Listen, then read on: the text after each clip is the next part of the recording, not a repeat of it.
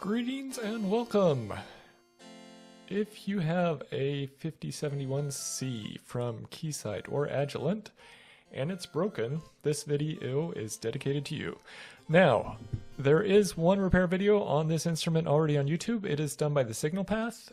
There we have a brilliant engineer who is awesome at repairing things, who repairs an instrument.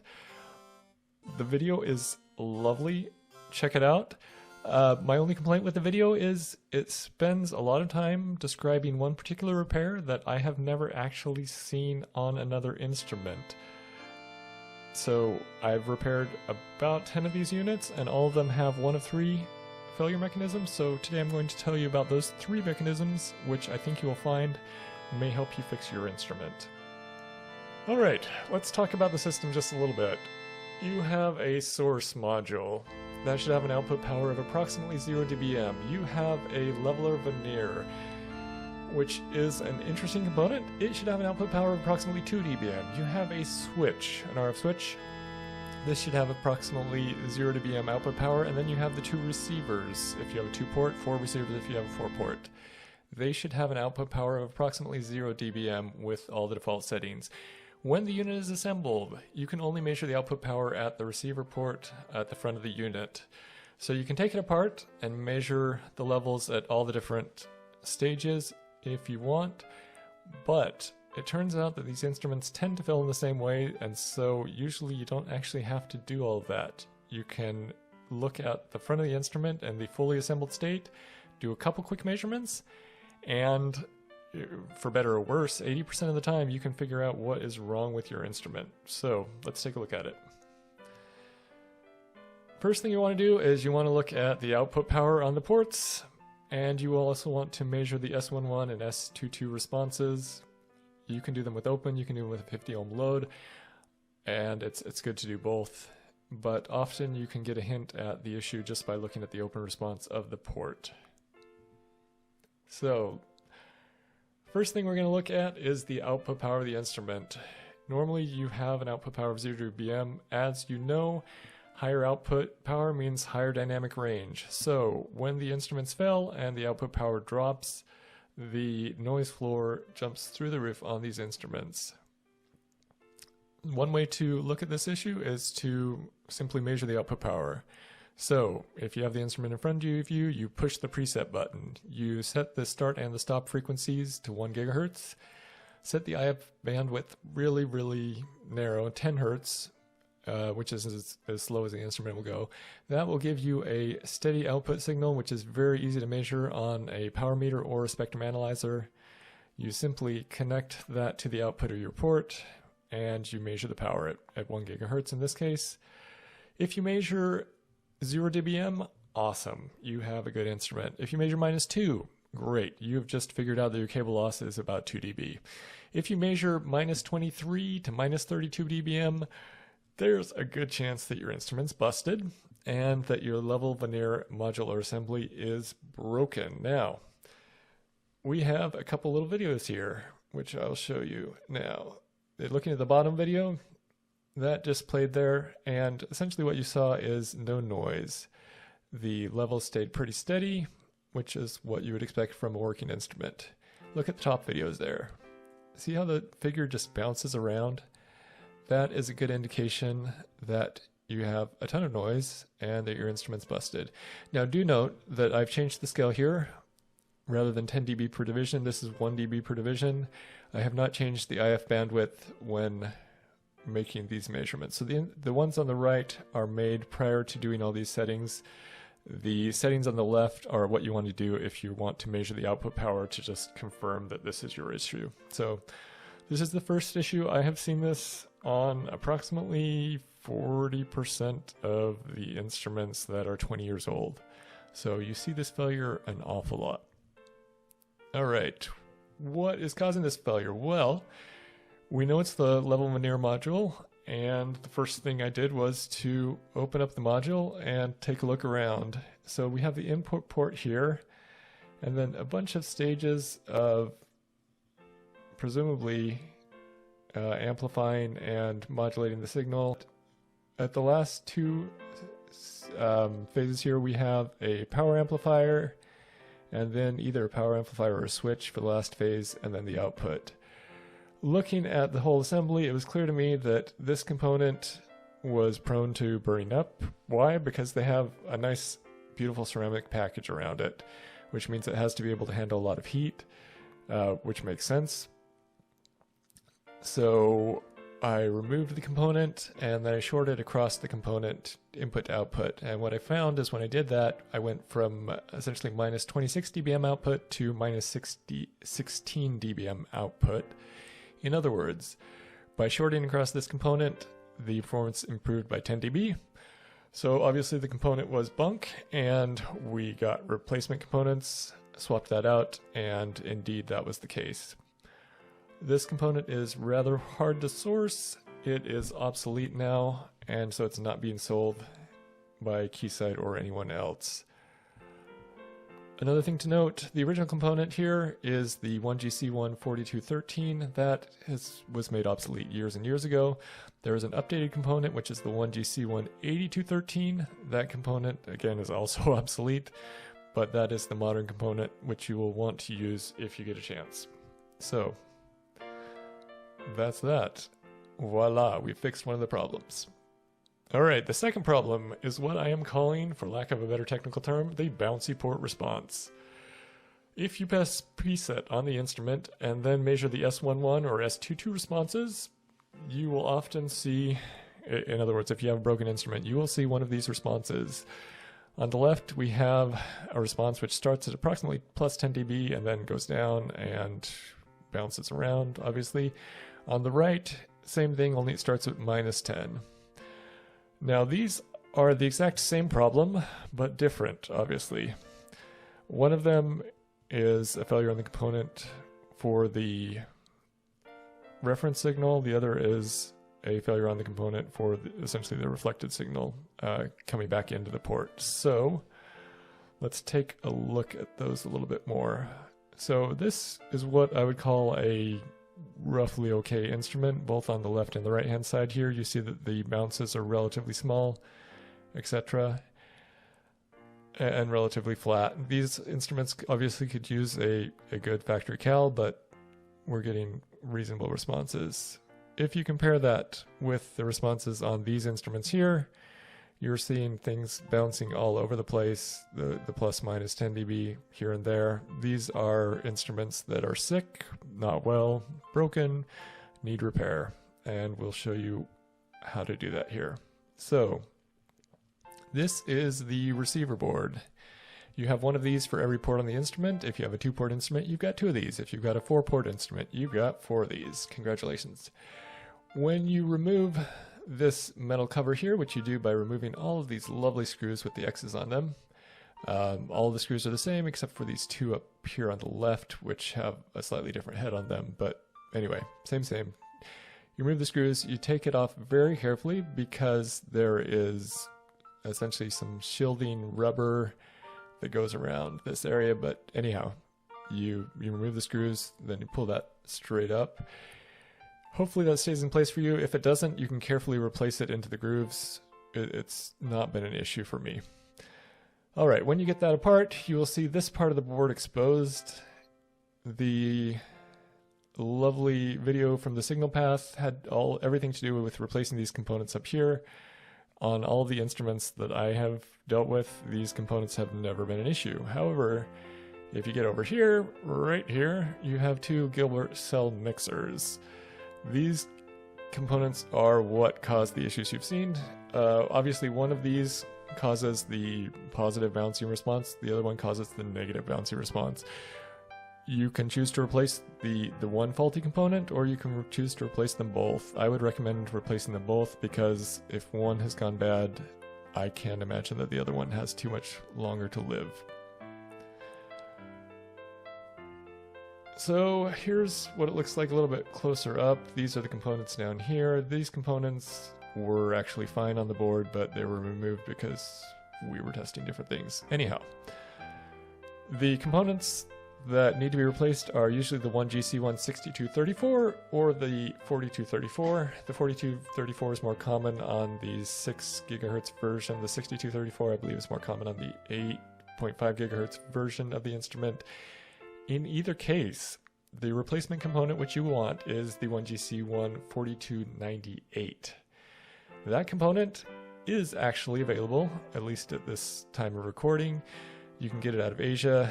It costs approximately $250 per piece, which is not cheap, but maybe a little bit cheaper than having somebody else do this for you. This switch, for whatever reason, this component does get hot over time. It wears out over time. The instruments which I've been talking about were often left on in an office environment, so after 15-20 years, they just burn out. But one thing about these components is they are heat sensitive, which means when you solder them to replace them, you're going to need to be extremely careful, because if you get the component too hot, then guess what? You've just burned out a component. So use extreme care when soldering these components back in place. Having completed that, we're going to talk about how you get the part, the whole instrument apart, and how you put it back together. This is all quite straightforward, but I think it's part of the video, so we're going to cover it. If you decide that you were just interested in what causes the issues, then guess what? Congratulations, you are done with this video, and you can skip the rest. In the next 10 minutes, we're just going to talk about how to take the instrument apart. So, number one, back of the instrument. You have 4 corners where there will be the standoffs. You're going to want to remove those. I believe those all require a T15 screw. And then you have 5 more screws, 3 on the bottom, 2 on the top, which you will want to remove also with the T15 screw. Once you've done that, you can go to the bottom of the instrument. There are 4 feet. If you have your original feet on the instrument, you'll want to remove all of those. That's very straightforward. Some of these have a black clip in here, which is to hold the feet in place. You're going to want to pull that straight out very carefully, because the black clip actually can be damaged quite easily. The feet themselves are rather robust, so those are easy to remove. And then there are 4 screws on the center of the bottom which need to be removed. These are all T10 screws, so take those out, zippity zip. Moving on to the side of the instrument, you have 2 large screws holding each of the handles on the side. I recommend removing the one on the back first, and then gently, essentially rotating this plastic cover towards the back of the instrument. If you're not careful on this one, you can bust the plastic part here. It will still function because the metal part on the inside of this is what does the heavy lifting, but you want it to be cosmetically nice. This is an expensive instrument, so be careful on this one. Front one is much harder to screw up, so you can just remove that. Easy peasy. The back feet we've already talked about, so they're already gone on your instrument. So voila, and your side panel is removed. Once that is done, you can actually remove the whole metal cover here, and it just slides straight towards the back of the instrument. You may need to hold the sides with your fingers and use your thumbs to kind of press the instrument forward. Turns out it's not easy to get this started. The reason for that is you have a EMI shield at the front of the instrument, and this EMI shield is a compression joint with a gasket in there, so getting this started takes a little bit of brute strength, for lack of a better term. Once you get it started, it slides off quite easily, so just be a little bit careful there and slide that off. When you've done that, this is what the instrument will look like from the side. You see that there's this internal sheet metal structure, and then there are going to be these 4 screws on the left and right sides of the instrument. You're going to want to remove those 4 screws from each of the sides, as well as 4 screws from the bottom. Let's talk about those 4 screws from the bottom, because you want to actually remove those before you remove the side panel screws here. The side panel screws give the instrument structure. The ones on the bottom don't do a lot, frankly, and here are the ones on the bottom. So there's these 4 screws. I've tried to mark them here. I believe these are the 4 you want to remove. There are actually 7 on the bottom, but you don't need to remove all of them. Only 4 of them are functional in terms of holding this in place. So I would recommend, again, removing these 4 screws first, and then doing the 4 on either side, the left and right, and then you slide the front off. We'll talk about that more in a second. Now, why go through all that hassle of everything I've showed you in the last 5 slides when you can actually just remove 7 screws and take the LCD straight out the front? The reason is, in my opinion, you want to get this metal cover off the whole instrument. I think it's easier to see things, it's easier to work with the instrument, but in addition to that, it gives you access to replace your backup battery, which is a CR2032 that's back here. It gives you a chance to use compressed air to dust the instrument, which, let's face it, a lot of these instruments haven't been opened for a while unless they've been regularly serviced by Keysight, so dust does collect on these instruments, and you may want to take care of things like that. So this is the official Keysight instructions. You're welcome to try that. I have not had great luck with that, so I recommend doing what I've described here. When you do everything that I described in the previous pages, the front panel will slide straight out from the front. Now, you're going to want to make sure that you slide it straight out, because obviously the ports are going to catch on the bottom if you don't slide it straight out. The power button here in this corner has a tendency to catch, as does the area around the disk drive here. So what I tend to do is I tend to have one hand, my right hand, around the side here, pulling out with my thumb against the disk drive. That allows me to come straight out, and then I do the same thing over here with the power section. I gently grab from this area and pull straight out on the frame. And when I do that, the instrument comes out. Once you have it 2 to 4 inches in front of the instrument, you're going to see that there are 3 cables connecting on the inside. One of them is the main cable over here. It has knobs on the left and the right, not knobs, buttons. Anyhow, you're going to want to push those together or apart, I forget which, to release this cable. That'll be pretty obvious. And then there are thumb buttons that you have to push down on the USB cables, again on the left and the right, to remove those USB cables. Once you do that, you're free and clear. You place the front panel wherever you want it to be, and the instrument is right in front of you. And this is what the instrument will look like when you get that all removed. Of course, you will have removed this front metal frame with everything else if you've followed the instructions as I've laid them out.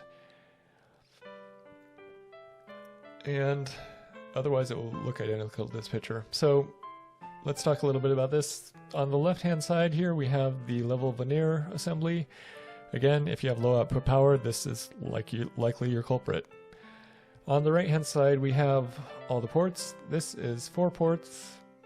For a 4-port instrument. You will likely have a 2-port instrument if you're like me, but obviously they come in multiple varieties. On the top here, you have your RF switches. If you have a 2-port instrument, you will only have 1 of these switches. If you have the 4-port, you'll have the 3 like this. In addition to everything you see here, there will be all sorts of coaxial cables going between these various instruments, left and right. Essentially, I believe the first one goes here, the second one goes here, then this one goes across to the switch, and then the switch goes down to the 2 ports, and blah, blah, blah. Anyhow, you will obviously need to remove whatever coaxes are tied to the assembly that you're going to be removing. And then there is one more screw that you're going to have to touch, which is on the bottom of the instrument. There is 1 screw associated with each of these modules. So for instance, this one here, which is going to be the level vernier, is going to go down these slots over here, and it is going to be associated with this screw right here. So you simply remove that screw and then place the instrument like this, and then slide the level vernier out the front of the instrument. You're going to just want to pull it gently towards the front of the instrument. Removing it, piece of cake. Putting it back in place, you're going to want to be very careful. So you can see one of the slots for the other modules here. Essentially, you align it in the first set or 2 of these, but then when you're pushing back, I highly recommend that you look at the top here, because there is a corresponding row of essentially copper clips in the top here, and you need to get that started right. Once you get that started right, just push it straight back towards the back of the instrument.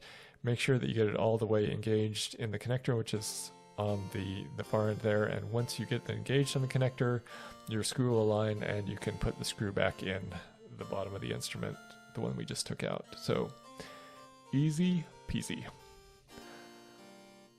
with that in mind, let's summarize. So, in my experience playing with about 10 of these instruments, 90% of the catastrophic failures are one of the 3 failures which I've outlined.